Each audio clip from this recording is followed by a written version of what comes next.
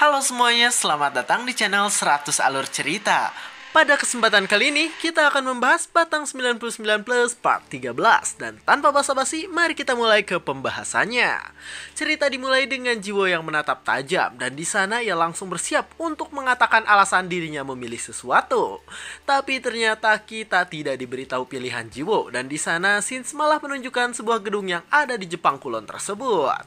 Di dalam gedung tersebut terlihat ada seseorang yang sedang tidur, dan ternyata orang yang sedang tidur itu adalah Jiwo. Di sana Jiwo tidur sambil membuka matanya karena sekarang ia sangat kelelahan setelah bertarung dengan Raja Iblis sendirian. Jiwo ngajoprak di kasurnya dengan nyaman, dan di sana ia tidur terlentang tanpa ingin memikirkan apapun. Saat Jiwo sedang tidur seperti itu, tiba-tiba ia terbangun karena sekarang handphonenya bergetar karena ada yang mengirimkan pesan. Terlihat pesan itu berasal dari Kyoka, dan di sana Kyoka bertanya tentang apa yang sekarang sedang dilakukan oleh Jiwo di rumahnya. Jiwo yang melihat hal tersebut langsung buru-buru mengambil handphonenya, dan di sana ia langsung mencoba untuk membalas pesan yang dikirim oleh Kyoka barusan. Terlihat Jiwo langsung menjawab bahwa ia sedang bersantai, dan ketika mendengar hal itu Kyoka malah berkata bahwa Jiwo ini adalah seorang pengangguran akut. Jiwo yang melihat pesan tersebut di sana langsung kesal. Ia berkata bahwa pahlawan harus beristirahat setelah melakukan kontribusi yang sangat besar. Tapi tiba-tiba di sana Kyoka pun mengirim pesan kembali, dan di sana Kyoka berkata bahwa ia ingin mengajak Jiwo pergi makan bersama. Jiwo yang melihat hal tersebut langsung terkejut dan kaget karena sekarang Kyoka ini mengajak dirinya untuk makan bareng-bareng. Dengan wajah yang kebingungan, di sana Jiwo mengatakan bahwa kemungkinan Kyoka salah kirim karena hal itu seharusnya tidak boleh dikirim oleh Kyoka. Jiwo di sana merasa kesal, sedangkan sekarang di sisinya malah ada Dewi, dan di sana Dewi berkata bahwa Kyoka ini sedang menggoda Jiwo. Dewi di sana mengatakan bahwa Kyoka ini masihlah pelajar, sedangkan Jiwo di sana malah kebingungan dengan tingkah laku dari Dewi yang sekarang ada di hadapannya.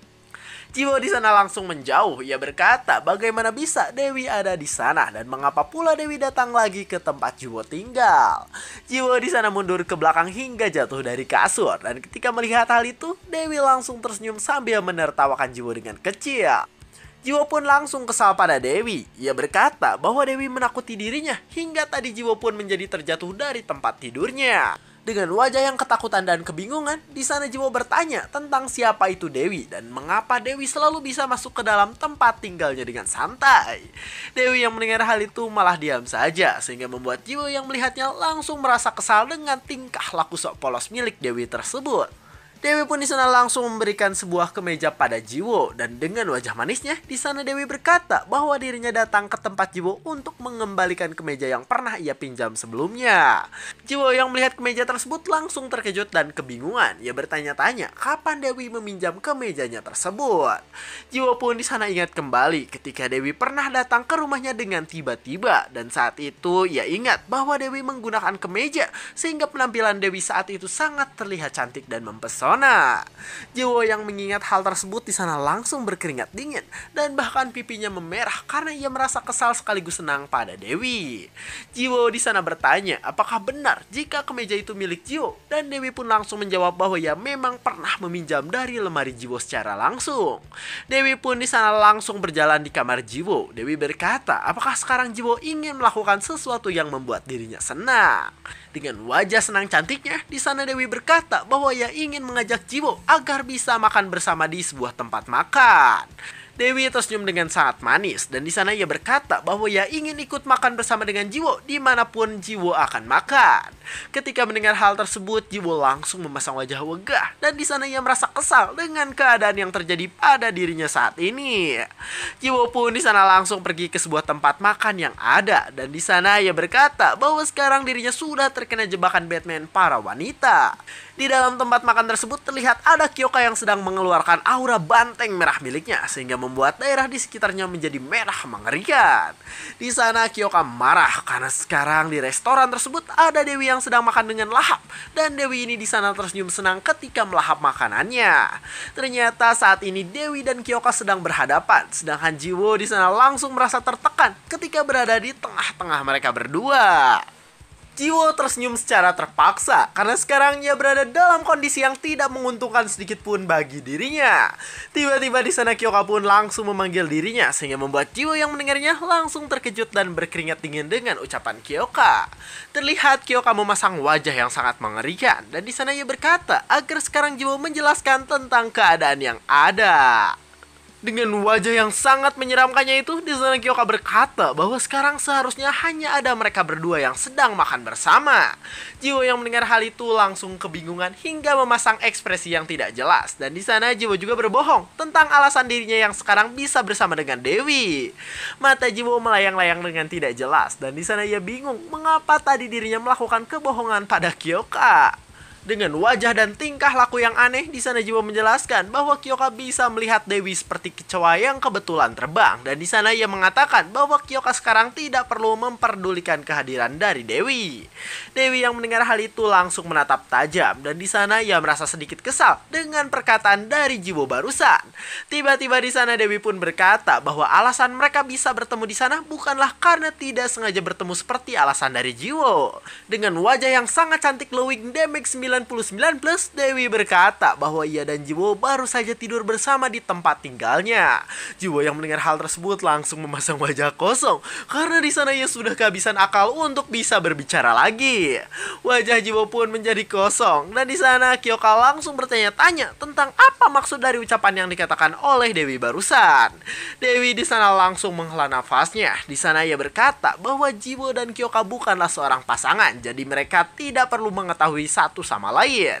Dewi di sana langsung menghela nafasnya. Di sana ia berkata bahwa Jiwo dan Kyoka bukanlah seorang pasangan. Dan di sana ia bingung mengapa Kyoka yang bukan pasangan dari Jiwo harus bertanya tentang apa yang dilakukan oleh Jiwo. Kyoka yang mendengar hal tersebut langsung menjawab dengan sombong. Dan di sana ia berkata bahwa ia dan Jiwo satu tim di dalam game. Jadi sekarang ia harus mengatur anggota timnya tersebut. Kyoka pun di sana langsung memarahi Dewi. Ia berkata, apa hubungan Dewi dengan Jiwo? Dan yang Kyoka lihat, Dewi ini lebih mirip seperti penguntit yang terus mengikuti Jiwo. Ketika mendengar hal tersebut, Dewi langsung membenarkan rambutnya. Dan di sana ia berkata bahwa hubungan ia dan Jiwo sangatlah spesial. Dewi di sana langsung mendekat ke arah Jiwo dengan wajah menggoda, sehingga membuat Jiwo yang melihatnya langsung tersipu malu dan juga senang. Dengan mulutnya yang sangat cantik itu, di sana Dewi berkata bahwa hubungan ia dan Jiwo sangatlah spesial, entah itu di dunia game maupun dunia nyata. Jiwo yang mendengar hal tersebut langsung terkejut dan di sana matanya langsung terbelalak besar ketika mendengar perkataan dari Dewi. Jiwo pun di sana ingat kembali ketika Dewi tiba-tiba nyosor pada dirinya, yang dimana Dewi ini pernah tiba-tiba datang pada Jiwo saat di dalam game. Dan bahkan saat itu Dewi juga sangat meresapi keadaannya sehingga membuat Jiwo langsung merasa senang dan kaget dengan kejadian itu. Jiwo yang mengingat semua itu langsung berkeringat dingin. Di sana ia berkata, apakah benar jika hubungan mereka itu spesial? Jiwo pun langsung pura-pura mundur. Ia berkata bahwa itu tidak ada artinya karena yang ia lakukan dengan Dewi hanyalah di sebuah game saja. Dewi yang mendengar hal tersebut langsung menatap dengan manis. Ia berkata bahwa di dalam Chrono Life semuanya sama saja dengan dunia nyata karena semua panca indera bisa terhubung satu sama lain. Sambil memegang bibirnya di sana Dewi berkata bahwa mungkin sekarang ia akan melakukan hal serupa di dunia nyata pada Jiwo. Jiwo yang mendengar hal tersebut langsung terkejut dan kaget, tapi tetap saja di sana ia merasa senang karena Dewi ini adalah orang yang sangat cantik. Kyoka yang melihat hal tersebut langsung marah pada mereka berdua. Di sana Kyoka berkata agar sekarang Jiwo dan Dewi saling jaga jarak satu sama lain karena sekarang mereka ada di hadapan publik. Dengan wajah yang kesal di sana Kyoka berkata bahwa mereka sebaiknya membicarakan hal yang bisa dimengerti oleh dirinya juga karena sekarang ia tidak mengerti dengan percakapan dari Jiwo dan juga Dewi.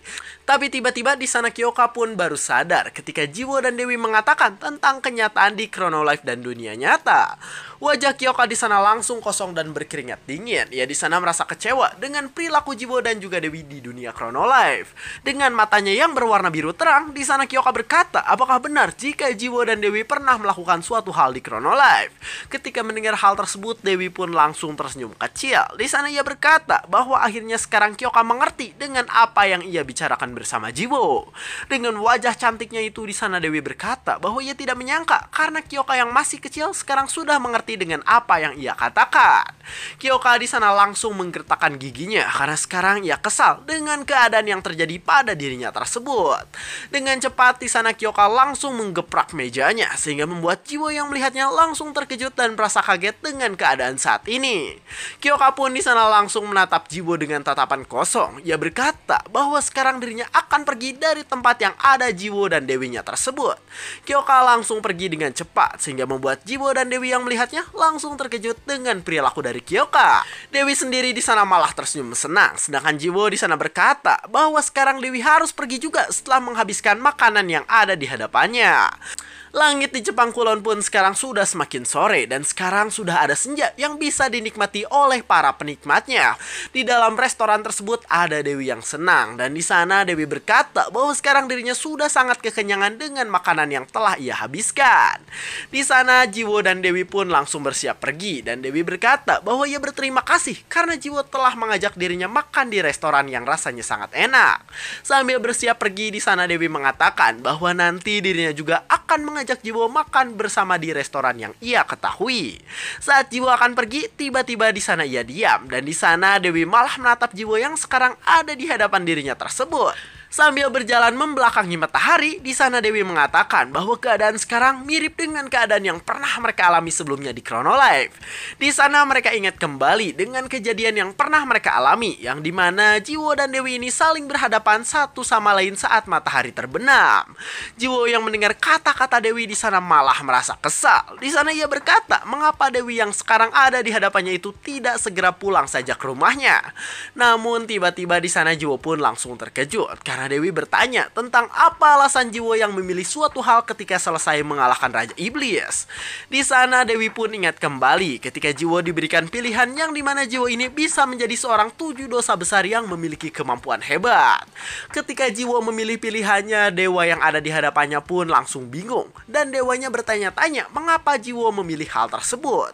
Jiwo di sana langsung berkata bahwa ia telah mengatakan alasannya saat di Chronolife. Jadi seharusnya Dewi sekarang sudah mengetahui alasan ia memilih hal tersebut. Dewi pun di sana langsung memasang wajah sedih. Ia berkata bahwa perkataan Jiwo pada saat itu sedikit tidak jujur. Sambil bersiap pergi di sana Dewi berkata bahwa alasan Jiwo memilih pilihannya pasti karena Kyoka yang merupakan teman bermainnya di dalam Chronolife. Jiwo yang mendengar hal tersebut dari Dewi malah diam dan di sana dirinya malah memasang wajah yang kebingungan karena ucapan dari Dewi tadi. Jiwo pun di sana langsung meninggalkan Dewi. Ia berkata bahwa dirinya tidak mengerti dengan apa yang diucapkan oleh Dewi barusan. Dewi sendiri di sana langsung menatap dengan tajam karena di sana Jiwo meninggalkannya begitu saja tanpa mengucapkan beberapa hal lagi. Scenes pun saat ini memperlihatkan sebuah data yang dimana sekarang sedang ada seseorang yang login ke dalam Chronolife. Terlihat keadaan di Chronolife sekarang menjadi sangat tenang karena sekarang seluruh iblis yang menginvasi sudah pergi ke dunianya masing-masing. Beberapa bangunan yang ada di Chronolife sudah banyak yang rusak, tapi tetap saja itu tidak membuat para pemain kehilangan semangatnya. Dan di tempat itu saat ini terlihat ada Urus yang muncul dengan gemoy dan di sana Urus langsung menyambut kedatangan dari Jiwo yang telah masuk ke Chronolife. Jiwo sendiri di sana malah bersantai dengan armor terkuatnya, sedangkan Urus di sana merasa senang karena sekarang Jiwo sudah login kembali ke Chronolife. Urus di sana langsung celengak-celinguk karena di sana dirinya merasa sedikit bingung mengapa sekarang mereka berdua ada di Front Village dan bukan dunia iblis. Jiwo yang mendengar hal itu langsung berkata bahwa ia juga tidak tahu. Di sana ia mengatakan hal itu mungkin terjadi karena sekarang dunia iblis sudah ia luluh lantakan. Namun meskipun begitu Jiwo langsung senang. Ia berkata bahwa di tempatnya sekarang sangatlah tenang, jadi ia bisa beristirahat sambil memulihkan tubuhnya. Urus di sana kebingungan. Ia bertanya mengapa Jiwo beristirahat di dalam game dan bukan di dunia nyata saja. Ketika mendengar hal tersebut, Jiwo langsung memasang wajah bingung dan ia berkata bahwa di dunia nyata ada 2 orang iblis yang mengganggunya. Saat Jiwo sedang bersantai seperti itu, tiba-tiba sekarang di pinggirnya ada sebuah tongkat kayu yang dilemparkan oleh seseorang. Jiwo yang melihat batang kayu tersebut langsung terkejut karena ia ingat bahwa batang kayu itulah yang bisa membuat ia sangat kuat seperti sekarang. Ternyata yang memberikan batang kayu tersebut adalah anak yang dulu memberi senjata tersebut dan ketika melihatnya Jiwo pun langsung terkejut terkejut dan kaget. Terlihat orang itu langsung melompat-lompat, sedangkan Jiwo di sana berteriak karena ia kaget dengan apa yang ada di hadapannya saat ini. Jiwo langsung membuka mulutnya lebar-lebar karena sekarang dirinya sangat kaget sekaligus senang dengan apa yang ada di hadapannya. Sedangkan di dunia nyata sendiri saat ini terlihat waktunya sudah malam dan sekarang Shin sedang memperlihatkan keadaan dari gedung Chronolife. Di dalam gedung Chronolife sendiri saat ini terlihat Presiden Chronolife yang sedang ngudut seperti biasanya. Sambil ngudut sampurna rasa jeruk, di sana Presiden Chronolife terdiam dan sekarang dirinya sedang memperhatikan keadaan yang terjadi. Ternyata yang sedang diperhatikan oleh Presiden Chronolife ini adalah Jiwo yang sekarang sedang bersama dengan bocah yang memberikan batang kayu terkuat di dunia. Para pengawas sendiri di sana langsung sedikit kebingungan dan di sana Presiden langsung memarahi mereka dan di sana ia menyuruh bawahannya untuk mengawasi terus. Presiden Chronolife di sana memperhatikan dengan seksama. Ia berpikir bagaimana bisa sekarang Jiwo dan bocah itu bertemu di saat yang tidak terduga. Mata Presiden di sana langsung memperhatikan dengan tajam dan ia berpikir bahwa anak itu adalah boneka milik sang dewa. Di Chronolife sendiri saat ini terlihat keadaannya masih sangat cerah dan bangunan yang ada di sana masih banyak yang hancur karena bekas serangan dari para iblis. Di sana ada Jiwo yang sedang tersenyum lebar. Jiwo di sana berkata bahwa ia senang bisa bertemu dengan bocah yang sudah lama tidak ia jumpai tersebut. Jiwo di sana langsung menggerakkan tangannya dengan cepat sehingga bocah itu di sana langsung melayang-layang karena ulah dari Jiwo. Jiwo pun langsung menyuruh bocah tersebut untuk duduk karena di sana ia senang bisa bertemu dengan bocah yang pernah memberinya batang kayu terkuat. Sambil memperhatikan bocah tersebut, di sana Jiwo bertanya tentang sudah seberapa lama dirinya tidak bertemu dengan bocah gundul itu. Bocah itu di sana kebingungan karena ternyata bocah itu tidak mengenali Jiwo yang sekarang ada di hadapan dirinya. Bocah itu di sana langsung berpikir keras ketika mengingat Jiwo, sedangkan Jiwo di sana terus menjelaskan tentang kejadian yang pernah terjadi pada dirinya. Tapi tiba-tiba di sana bocah itu pun mengingat sesuatu sehingga membuat Jiwo yang melihatnya langsung senang dengan keadaan sekarang. Bocah itu di sana membayangkan Jiwo dengan patung yang ada di desa dan ketika mengingat hal itu, Jiwo langsung merasa sedikit gugup. Urus sendiri di sana bertanya tentang siapa bocil botak yang sekarang ada di hadapan mereka tersebut. Ketika melihat Urus, bocil itu langsung kebingungan, sedangkan Jiwo di sana kaget karena ternyata bocil itu bisa melihat Urus sang monster gemoy. Urus pun di sana langsung memberitahu bahwa sekarang semua orang bisa melihatnya karena Jiwo pernah memberikan dirinya kekuatan. Ketika mengingat hal itu, Jiwo langsung terkejut karena ya Urus ini memang pernah dipeluk-peluk oleh Kyoka. Sambil memperkenalkan Urus pada bocil botak tersebut, di sana Jiwo berkata bahwa Urus ini adalah Twin Dragon yang dulunya merupakan salah satu bos monster terkuat. Urus di sana membuka mulutnya sedikit karena ia sedikit kesal dengan keadaan sekarang. Dan dengan wajah gemoy mengerikannya, di sana Urus berkata bahwa berani sekali bocil botak tersebut sekarang menyentuh dirinya sang Twin Dragon. Jiwo yang melihat bocah itu memegang Urus langsung senang karena di sana bocah itu langsung terlihat bahagia ketika memegang Urus. Sambil memperhatikan pusakanya, di sana Jiwo berkata bahwa stik kayu itu pernah diberikan oleh bocah tersebut pada dirinya. Dan di sana Jiwo mengatakan bahwa berkat hal itu sekarang seluruh kehidupannya menjadi berubah. Jiwo langsung tersenyum dan di sana ia berkata bahwa sekarang dirinya ingin menceritakan banyak hal pada bocah yang ada di hadapannya. Bocah itu di sana langsung kebingungan karena ternyata semua cerita Jiwo ini berhubungan dengan dirinya. Jiwo pun di sana langsung menjelaskan bahwa cerita utama miliknya dimulai ketika ia mendapatkan stik kayu dari bocah tersebut. Dan dengan wajah yang sangat senang, di sana Jiwo menceritakan tentang seluruh pengalamannya pada bocah itu. Ketika mendengar hal tersebut, bocah itu langsung senang karena ternyata kisah Jiwo ini sangat menarik untuk didengarkan. Pada akhirnya di sana Jiwo menjelaskan semuanya dan di sana ia bercerita ketika dirinya bisa mengalahkan Raja Iblis Yopi. Jiwo sendiri di sana bertanya apakah bocah itu mengetahui tentang pilihan apa yang dipilih Jiwo ketika diberi pilihan oleh dewa. Bocah itu di sana bertanya-tanya karena ia penasaran dengan apa yang dipilih oleh Jiwo. Sambil bersantai, di sana Jiwo pun mengatakan bahwa ia memilih untuk menjadi manusia dan tidak menjadi bagian dari 7 dosa besar. Ketika mendengar hal itu, bocah itu mengangguk-angguk karena ia ingin tahu tentang alasan Jiwo memilih hal tersebut. Jiwo pun di sana berdiri dan ia berkata bahwa ia akan memberitahukan melakukan hal itu nanti.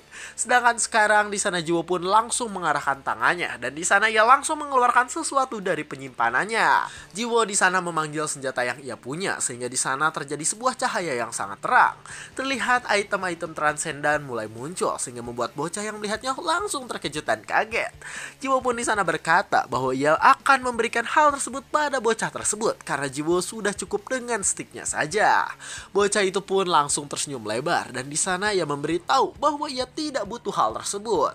Di sana bocah itu memasang wajah bingung karena ia tidak tahu tentang cara menolak hal tersebut dengan benar.